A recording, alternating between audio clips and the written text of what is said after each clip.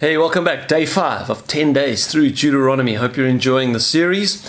Today I'm going to comment from Deuteronomy chapter 15, and I'm going to talk about generosity. If you haven't done so already, wouldn't you please subscribe to my YouTube channel? It's the best way to keep up and make sure you don't miss any of the videos that I post.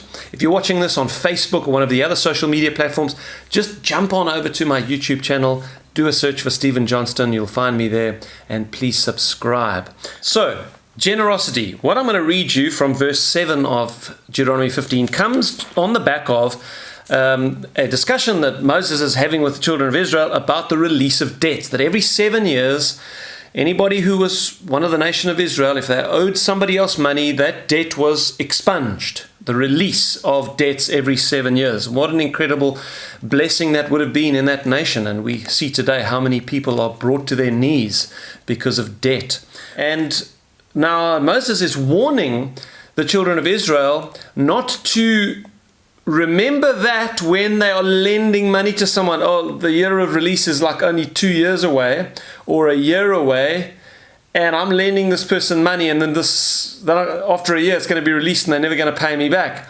Moses says to them, you are not to remember that. You are to lend freely. Okay, so I'm going to read the verses to you, then make a few comments. If there is among you a poor man of your brethren within any of your gates in your land which the Lord your God is giving you, you shall not harden your heart nor shut your hand from your poor brother. But you shall open your hand wide to him, and willingly lend him sufficient for his need, whatever he needs. Beware, lest there be a wicked thought in your heart, saying, the 7th year, the year of release, is at hand. And your eye be evil against your poor brother, and you give him nothing, and he cry out to the Lord against you, and it becomes sin among you.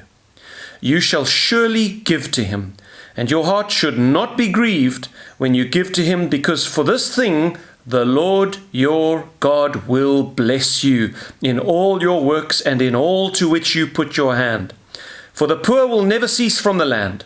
Therefore I command you, saying, you shall open your hand wide to your brother, to your poor and your needy in your land.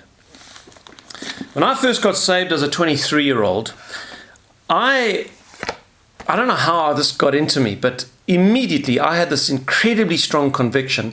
Though I was as poor as a church mouse, I was just out of university at the time and really had nothing to speak of, I had this incredible conviction that God wanted me to be generous, that God was pleased with generosity. And of course I read scriptures like that one we read in the New Testament where it says that God loves a cheerful giver. And so from the very beginning of my Christian life, I gave recklessly. And I remember in those early days, I used to give, and I did this for many years, I used to give 20% of every cent I made, however I made it. I used to just give 20% away. I would give 10% to my church, and I'd give 10% to other poor people. And through the years, I can tell you that God has honored that generosity from myself, and then for the last 20 years of marriage, my wife and I have also just had this thing that we will always be generous. Now, I'm not telling you that to let my left hand know what my right hand is doing, because we're not meant to do that and we're not meant to boast about our generosity. But I want to wrestle through something with you today, because I don't understand how all this works. And maybe you can help me. I don't know where the line is drawn between the monstrous prosperity, wealth and health and wealth gospel on the one hand that treats generosity like it's some magic trick, some law of the universe, which if we give money, we will then somehow make money, much more money back. And this is particularly distasteful to me, and I believe to God himself, when preachers claim that if you give money to them, then God will bless you and you will become rich. And in fact, I've got into quite heated altercations with preachers who've preached that. And I have spoken out publicly against certain ministers who've done that, and it's created contention because it is just so distasteful to me. For a preacher to tell people, give me money and God will make you rich. That is not true.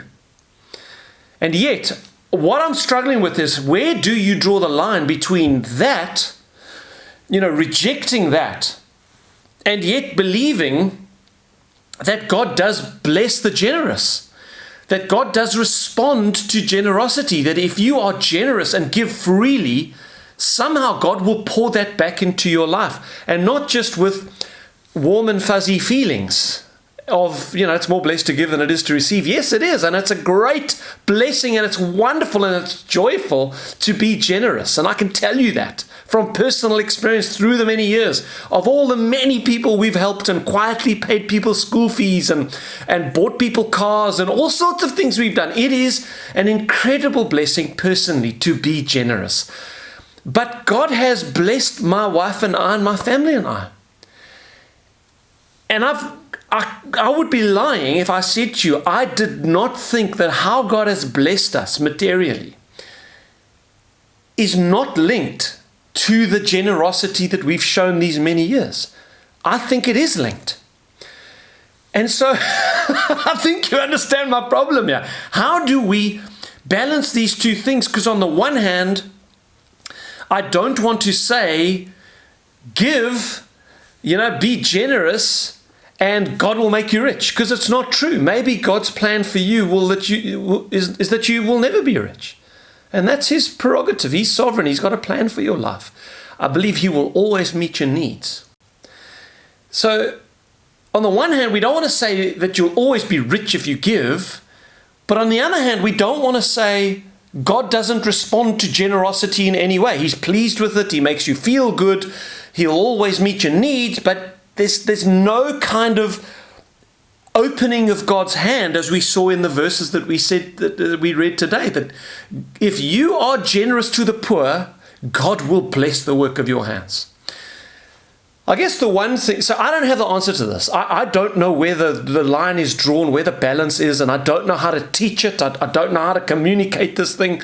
It's very difficult. The one thing that I will say is this, that it won't happen quickly. It's taken 25 years of serving the Lord and being generous for God's generous gifts and plans in our lives and what's happening in my business and all of this stuff, for that to work its way into reality in our lives. It's not like a quick fix thing. That's maybe one of the balancing factors, but surely there are more cautions that should be made about what we believe about this thing. So, a bit of a ramble, and maybe you can explain it all to me, but one thing I think we can all agree on, man, God loves it when you're generous, and he is going to respond to that generosity in some way. So, let me stir you to just be reckless. Be reckless in your generosity, and watch what God does in your life. See you tomorrow.